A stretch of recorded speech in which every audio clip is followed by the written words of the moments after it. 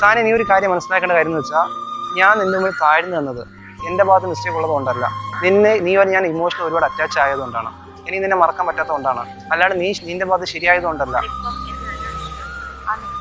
അത് ഞാൻ പറയണേക്കാം. എനിക്ക് ഇത്ര പറയണം. ഞാൻ താഴ്ന്ന് സംസാരിക്കുന്നതും നിന്നോട് ഇത്രത്തോളം സംസാരിക്കുന്നതും നിന്റെ ഭാഗത്ത് ശരിയായതുകൊണ്ട് മാത്രമല്ല.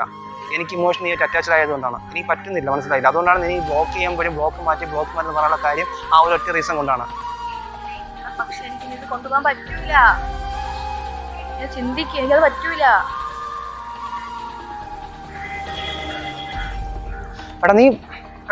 ഞാൻ പറഞ്ഞല്ലോ, നീ മെയിൽ ഫ്രണ്ട് സംസാരിച്ച് ഞാൻ പറയുന്നത് ഇത്രേ ഉള്ളൂടാ.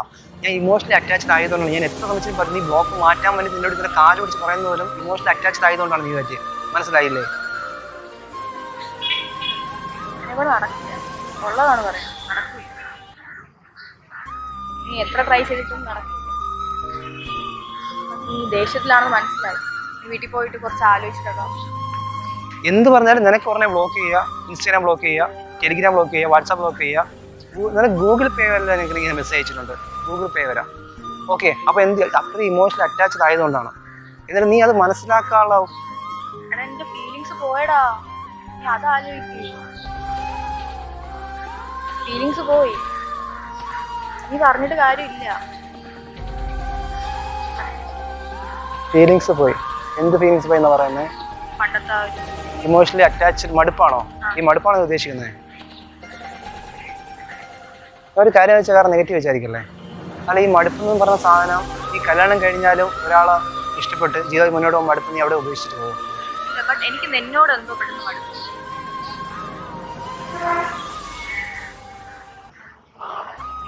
അതെന്തെന്ന് എനിക്കറിയില്ല. അല്ല, അപ്പൊ നീ വേറെ കല്യാണം കഴിഞ്ഞാലും മടുത്ത നീ അവിടെ വെച്ച് ഉപേക്ഷിച്ചു പോകും നിന്റെ കല്യാണം കഴിക്കുന്നെങ്കിൽ? എന്റെ പൊന്നു സാനെ, നീ വളരെ ചീപ്പായിട്ടാണ് സംസാരിക്കുന്നത്. ഇങ്ങനെ സംസാരിക്കുന്നത് നിന്നെ ഞാൻ അങ്ങനെയല്ല കണ്ടതും സ്നേഹിച്ചതും ഇഷ്ടപ്പെട്ടതും ഒന്നും ആർത്തിലല്ല. നീ സംസാരിക്കുന്നത് വെറും കച്ചറായിട്ട് സംസാരിക്കുന്നത്. ഇങ്ങനെ സംസാരിക്കരുത് ഒരിക്കലോട്.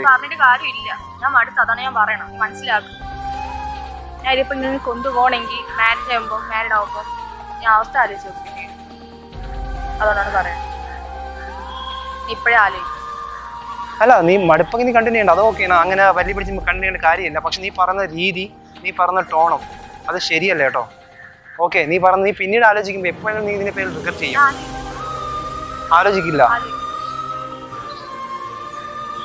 ഒരൊറ്റ കാര്യം പറഞ്ഞാൽ പോയിക്കോളാം. ഒരൊറ്റ കാര്യം. എന്തായിരുന്നു റീസൺ? എന്താ നീ ഇപ്പൊ ബ്രേക്കപ്പ് ചെയ്യാനുള്ള റീസൺ എന്തായിരുന്നു? നീ പറഞ്ഞ ടോക്സ് മടുപ്പിനൊരു കാരണം വേണ്ട. എന്ത് മടുപ്പെന്ന് നീ പറയുന്നത്? എനിക്ക് അറിയില്ല. എനിക്ക് നിന്റെ അടുത്തുള്ള സ്നേഹം എല്ലാം പോയി. നീ അത് മനസ്സിലാക്കുക. പണ്ടത്തെ പോലെ ഒന്നും ഇനി വരൂല. സ്നേഹം ഒന്നും വരൂല. ആ ഫീലിങ്സ് ഒന്നും വരൂല. വീട്ടുകാരുടെ പ്രശ്നമാണോ അതോ എന്റെ പ്രശ്നമാണോ? എനിക്ക് ഫീലിങ്സ് എല്ലാം പോയി മടുത്ത. അതുകൊണ്ടാണ് ഞാൻ പറയുന്നത്. നീ മനസ്സിലാക്കുക. എനിക്ക് തന്നെ വിഷമിപ്പിക്കാൻ താല്പര്യമില്ല. ഉള്ളതാണ്.